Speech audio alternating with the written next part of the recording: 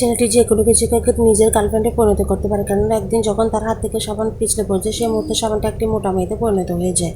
তখনই মেয়েটি ছেলেটিকে গোসল করিয়ে দিতে থাকে, কিন্তু ছেলেটি তাকে বাথরুম থেকে বাইরে বের করে দেয়। যখন ছেলেটি বাথরুম থেকে বাইরে এলো তখন দেখলো ওর রুম পুরো পরিষ্কার হয়ে গেছে, কারণ যে মেয়েটি সাবান হয়েছিল সে কোনো কিছু অপরিষ্কার দেখলে সেটাকে পরিষ্কার করতে চলে যায়। যখন ছেলেটি মেয়েটিকে নিয়ে বাজারে যেত, সবাই তাকে দেখে হাসতো, কারণ মেয়েটি অনেক মোটা ছিল। এটা দেখে ছেলেটি অনেক চিন্তায় পড়ে গেল। ওর বোন ওকে বুঝিয়ে একটি আইডিয়া দেয়, আর ওরা যখন বাসায় এলো ছেলেটি তাড়াতাড়ি গুছানো চলে গেল। তারপর ইচ্ছে করে নিজের কাপড়কে নুডলস দিয়ে অপরিষ্কার করে দিল।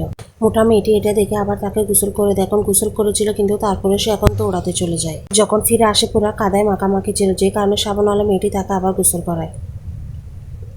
পরের দিন ছেলেটা একটি ফুটবল টিমে যোগ দেয়, কিন্তু ও গোলকিপার হয়ে বারবার ইচ্ছে করে মাটিতে পড়ে সব ধরনের পোজ দিয়ে নিজেকে অপরিষ্কার করে। এটা দেখে সাবানওয়ালা মেয়েটি পাগল হয়ে যায় এবং বলে তাড়াতাড়ি গোসল করে নাও। ছেলেটি পুরো দিনে 20 বার গোসল করতে হয়, কিন্তু এতবার গোসল করার কারণে ছেলেটির ত্বক খসখসে এবং লাল হয়ে যায়। কিন্তু ওর প্ল্যান কাজ করছে। মোটা মেয়েটি এখন একটি সুন্দর চিকন মেয়ে হয়ে গেছে। সব সময়ের মতো যখন বাসায় আসে মেয়েটি তাকে গোসল করার জন্য জোর করে, কিন্তু ছেলেটা বাহানা বানায় যে সে অসুস্থ। এদিকে মেয়েটির ভয় ছিল যে সে ছেলেটি যদি গোসল না করে তাহলে সে যেন গায়েব হয়ে না যায়। মেয়েটির অপরিষ্কার বয়ফ্রেন্ড পছন্দ ছিল না কখনোই, কিন্তু ছেলেটি গোসল করা থেকে বাঁচার জন্য বাসায় এদিকে ওদিকে লুকিয়ে থাকত, যেটা দেখে মেয়েটি প্রত্যেকবার অনেক রেগে যায়। একদিন ছেলেটি চুপচাপ গিয়ে নিজের জন্য শাওয়ার জেল কিনে আনে, যেটা দেখে ফেলে মেয়েটি। এখন মেয়েটির মনে হয় ছেলেটি তাকে ধোঁকা দিচ্ছে, তাই মেয়েটি কষ্টে ঘর থেকে বেরিয়ে যায়। আর সে অনেক সময় বৃষ্টি হচ্ছিল।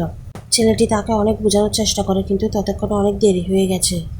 আর সাবানওয়ালা মেয়েটি বৃষ্টিতে ভিজে বুড়বুড়িতে পরিণত হয়ে সারা জীবনের জন্য গায়েব হয়ে যায়, যেটার কারণে ছেলেটি আবার একা হয়ে যায়। এরপর সে একটি ক্যাকটাস উঠিয়ে ফেলে এবং সেটি একটি মেয়ে হয়ে যায়। কিন্তু ছেলেটি যখন মেয়েটিকে ছুঁয়ে তার শরীরে কাটা ফুটে যেত।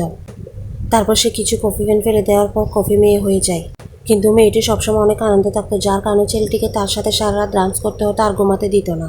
তারপর সে একটি পুতুল ফেলে দেওয়ার পর সেখান থেকে 5টি একই রকমের মেয়ে বের হয়ে আসে। কি তোমরা এমন সুপার